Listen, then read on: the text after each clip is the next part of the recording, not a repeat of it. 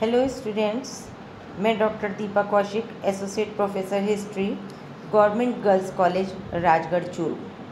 Video lecture की इस श्रृंखला में आपका स्वागत है। आज बीए सेकेंड ईयर के पेपर सेकंड राजस्थान हिस्ट्री में हम दुर्ग स्थापत्य की बात करेंगे। दुर्ग स्थापत्य में सबसे पहले हम चित्तौड़ का दुर्ग लेते हैं, उस पर चर्चा करते हैं। जैसे कि आपको पता ही है कि राजपूताना वीरों का प्रदेश है। मध्ययुगीन राजपूत शासक बहुत बड़े निर्माता थे। स्थापत्य और निर्माण के क्षेत्र में उनकी उपलब्धियां राजनीतिक उपलब्धियों से कम नहीं थीं।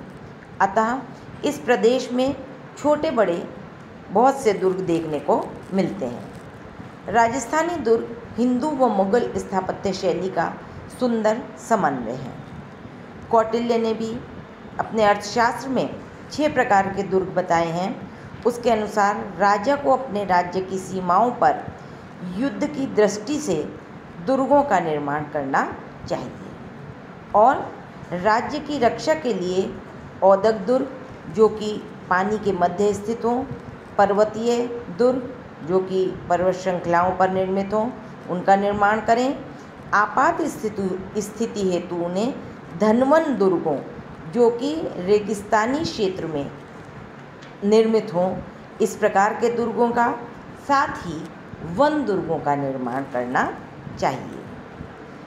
चित्तौड़ के दुर्ग का जहाँ तक प्रश्न है, चित्तौड़ दुर्ग मेवाड़ राज्य का प्रसिद्ध व प्राचीनतम दुर्ग है। यह दुर्ग मेवाड़ वीरों और वीरांगनाओं के बलिदान की भावना का प्रतीक है। इस दुर्ग का निर्माण 7वीं शताब्दी में चित्रांगद मौर्य द्वारा कराया गया और इस दुर्ग को चित्रकूट नामक पहाड़ी पर बनाया गया। यह राज्य का दक्षिणी पश्चिमी द्वार भी कहलाता है। इसके बारे में प्रसिद्ध है, गढ़ तो चित्तौड़गढ़ बाकी सब गढ़ैया। यह दुर्ग गंभीरी व बेड़च नदियों के संगम पर स्थित है। यहाँ 3 साके 1303, 1534 और 1567-68 में हुए, मतलब 3 आक्रमण इस दुर्ग पर हुए। बाद में यह दुर्ग गोहिल राजवंश के अधिकार में आ गया।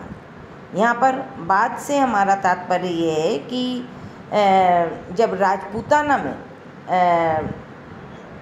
इनका राजपूतों का गोहिल वंश का शासन स्थापित हो गया तो ये गोहिल वंश के अधिकार में आ गया। प्रारंभ में इस दुर्ग के निर्माण की बात मौर्यों के द्वारा कही जाने की बात करी जाती है। अब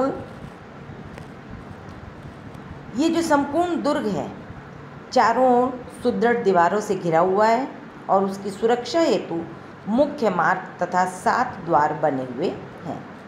महाराणा कुंभा ने सुरक्षा की दृष्टि से समस्त प्राचीरों व द्वारों को आवश्यकता अनुसार परिवर्तित कर दिया था। कीर्ति स्तंभ प्रशस्ति में रामपोल, भैरवपोल, हनुमानपोल, चामुंडापोल, तारापोल और लक्ष्मीपोल तथा पांडुपोल का विस्तृत विवरण है।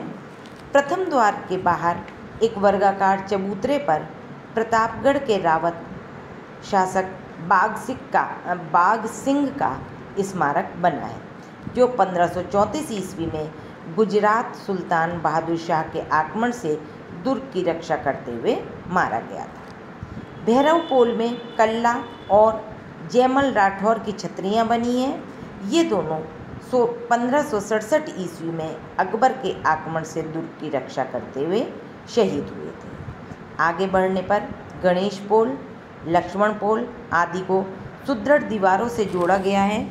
इस स्थल की ऊंचाई, सुदृढ़ दीवारों का घुमाव और मार्ग का जो संकरापन है वो दुर्ग की सुरक्षा व मध्ययुगीन स्थापत्य की प्रमुख विशेषता रहा है। इसके आगे रामपोल से दुर्ग की समतल स्थिति आरंभ होती है।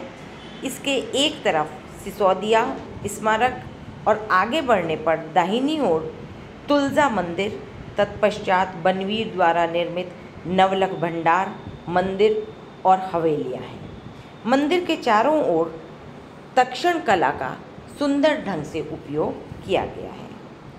त्रिपोलिया द्वार के पास ही कुंभा के दर्शनीय महल हैं। प्राचीन महलों को संभवतः कुंभा ने नवीन रूप प्रदान किया। कुंभा महलों में राजमहलों का चौक, बाण माता मंदिर, कुंभा के स्वयं के निवास स्थल, शिलेखाना, राजकुमार के महल व सभा भवन आदि बने हैं। खुले मैदान में हाथी खाना बना हुआ है। कुंभाकालीन महलों में गवाक्ष खंबे, दालान की छतों को रोकने की विधि और राजमहलों को जोड़ने वाले संकरे मार्ग तत्कालीन स्थापत्य की विशेषता है। कुंभा के महलों के आगे कुंभ श्याम मंदिर है, जो संभवतः 6ठी सदी का है। मंदिर में सुंदर नक्काशी की गई है। सभा मंडप में 20 स्तंभ बने हुए हैं और विशाल पट्टिका पर कृष्ण लीला की झांकी उत्कीर्ण की गई है। मंदिर के बाहरी भाग में गरुणधारी, विष्णु, शिव व त्रैलोक्य मोहन देवताओं की प्रतिमा, घंटी, करणी और भगवान शिव की प्रतिमाएं देखने को मिलती हैं। समीपवर्ती 2 छोटे मंदिरों में एक मीराबाई का और दूसरा जैन मंदिर है। जैन मंदिर में गुजरात की तक्षण कला स्पष्ट रूप से दिखाई देती है। इस मंदिर के पास भगवान विष्णु को समर्पित 37.19 मीटर ऊंचा तथा 9 मंजिलों में विभक्त एक कीर्ति स्तंभ है। इस स्तंभ का निर्माण महाराणा कुंभा ने 1448 ईस्वी में कराया था। इस शानदार स्तंभ को विजय स्तंभ के रूप में भी जाना जाता है। महाराणा कुंभा ने मालवा के सुल्तान महमूद शाह खिलजी को युद्ध में प्रथम बार परास्त कर उसकी याद में इष्ट देव विष्णु के निमित्त यह कीर्ति स्तंभ बनवाया गया था। वास्तुकला की दृष्टि से भगवान विष्णु को समर्पित यह स्तंभ अपने आप में एक अद्भुत मीनार है। मंजिलों पर झरोका होने से इसके भीतरी भाग में भी खूब प्रकाश रहता है। इस स्तंभ का वास्तुकार जैता था। कीर्ति स्तंभ से आगे जयमल राठौर की हवेली में बने कमरे स्थित हैं। कमरे, बरामदे जहाँ हिंदू स्थापत्य कला के श्रेष्ठ नमूने हैं, वहीं सीधे तथा सादे स्तंभों व सपाट छतों में मुस्लिम शैली दिखाई पड़ती है।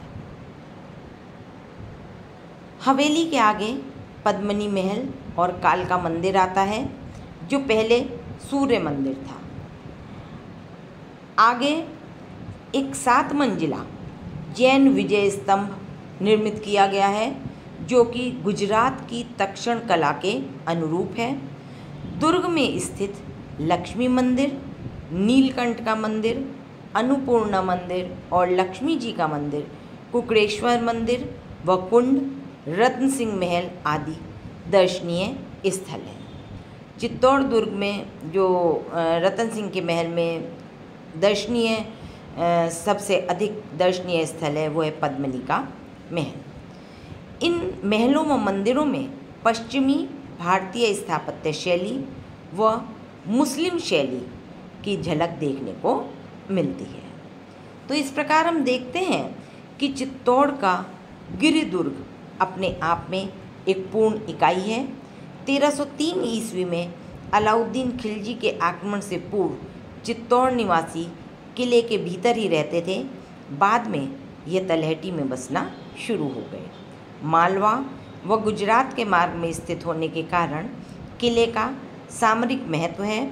रणबांकुरे राजपूतों के रक्त से इस दुर्ग की मिट्टी का एक एक कण सिंचित है तथा यहाँ के खंडर राजपूती वीरांगनाओं के जौहर की धधकती ज्वाला के साक्षी हैं।